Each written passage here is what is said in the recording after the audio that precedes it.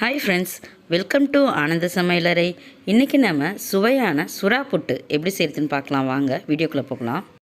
இன்றைக்கி நான் 2 கிலோ அளவுக்கு சுறா புட்டை எடுத்து கொதிக்கிற தண்ணியில் போட்டு இருக்கேங்க. அதில் மஞ்சத்தூள் கொஞ்சம் போட்டு ஒரு 10 நிமிஷம் கழித்து நம்ம ஸ்டவ்வை ஆஃப் பண்ணிடலாம். சூடு ஆறுனதுக்கப்புறம் அது மேல் தோலெல்லாம் நம்ம எடுத்தோம்னா ஈஸியாக வந்துடுங்க.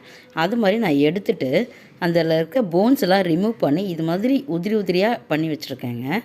இங்கே பாருங்கள், இது பாருங்கள், ஒரு புட்டு மாதிரி இருக்குது. இதில் இருக்கிற அந்த போன்ஸ்லாம் நம்ம ரிமூவ் பண்ணிடணும். இந்த அளவுக்கு நான் உதிர்த்து வச்சுருக்கேன். இப்போது ஒரு கடாய் எடுத்துக்கலாம்.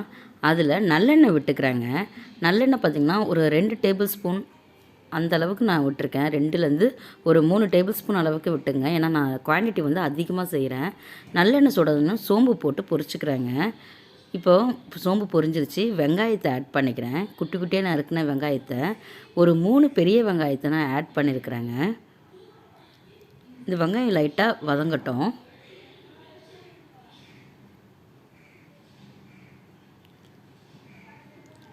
இது கூடவே உப்பு போட்டுக்கலாம். சீக்கிரமாக வதங்கிறதுக்கு தேவையான அளவுக்கு நம்ம உப்பை ஆட் பண்ணிக்கலாங்க.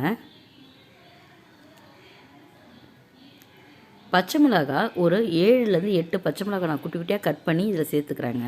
நம்ம காரத்துக்கு இந்த பச்சை மிளகாய் மட்டும்தான் போடுறோம். இது தவிர்க்க இஞ்சி பூண்டு விழுது ஆட் பண்ணுறோம். மற்றபடி மிளகாத்தூளை நான் எதுவுமே ஆட் பண்ணல. ஸோ காரம் வந்து இதில் ரொம்ப இருக்காது. அதே நேரத்தில் கொஞ்சம் மைல்டாக இருக்கணும். அப்போ தான் நல்லாயிருக்கும் இந்த சுறா புட்டுக்கு. இது லைட்டாக நம்ம வதக்கிக்கலாம். இப்போது இஞ்சி பூண்டு பேஸ்ட் ஆட் பண்ணிக்கலாங்க. நான் இன்றைக்கி 2 டேபிள் ஸ்பூன் அளவுக்கு இஞ்சி பூண்டு பேஸ்ட் ஆட் பண்ணிக்கிறேன். இதையும் போட்டு நல்லா மிக்ஸ் பண்ணிக்கலாம்.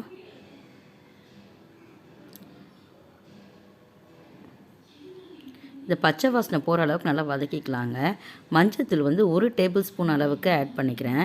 ஏற்கனவே நம்ம வந்து புட்டுலேயும் நம்ம வந்து மஞ்சத்தூள் ஆட் பண்ணியிருக்கிறேன். அது தவிர்க்க இதுலேயும் 1 டேபிள் ஸ்பூன் அளவுக்கு ஆட் பண்ணிக்கிறேன். 1 கப் அளவுக்கு துருவிய தேங்காவை ஆட் பண்ணிக்கிறாங்க. இந்த தேங்காய், இந்த பச்சை மிளகாய், கொத்தமல்லி இதெல்லாம் வந்து ஃப்ளேவர் வந்து ரொம்ப நல்லாயிருக்கும். இந்த தேங்காவை போட்டும் லைட்டாக நம்ம வதக்கிக்கலாம். தேங்காய் வதங்கினதும் கொஞ்சமாக கொத்தமல்லி தழையை ஆட் பண்ணிக்கலாம்.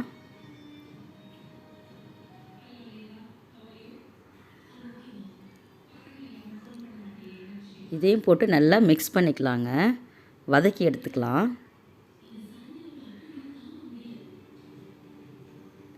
இந்த தேங்காய், பச்சை மிளகாய் இதெல்லாம் நல்லா வதங்கிருச்சு. இப்போ நம்ம உதிர்த்து வச்சுருக்கிற அந்த சுறா மீனை இதில் ஆட் பண்ணிடலாம். இது ஆல்ரெடி நம்ம வேக வச்சது. இதை வந்து இதோடு நல்லா மிக்ஸ் பண்ணி கொஞ்சம் நல்லா ட்ரை ஆகிற அளவுக்கு நல்லா உதிரி உதிரியாக வருங்க. கட்டிப்படாமல் நல்லா தனித்தனியாக உதிரி உதிரியாக வர வரைக்கும் நம்ம நல்லா சாட்டே பண்ணிக்கணும்.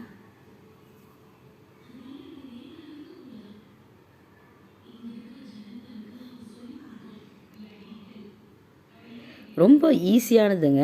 குழந்தைங்க கூட ஈஸியாக சாப்பிடுவாங்க. இந்த முள்ளெல்லாம் இல்லாதனால ரொம்ப விரும்பி சாப்பிடுவாங்க. அதே நேரத்தில் உடம்புக்கும் ரொம்ப நல்லதுங்க. இதை நீங்கள் ட்ரை பண்ணி பாருங்கள், உங்களுக்கு ரொம்ப பிடிச்சிருக்கும். நம்ம கடைசியாக கொத்தமல்லி தழையை ஆட் பண்ணிக்கலாங்க. அவ்வளோதாங்க. ரொம்ப ஈஸியாக செய்யக்கூடியது இந்த சுறா புட்டு ரெசிபியை நீங்களும் வீட்டில் ட்ரை பண்ணி பாருங்கள். டெஃபினட்டாக உங்களுக்கு பிடிக்கும்.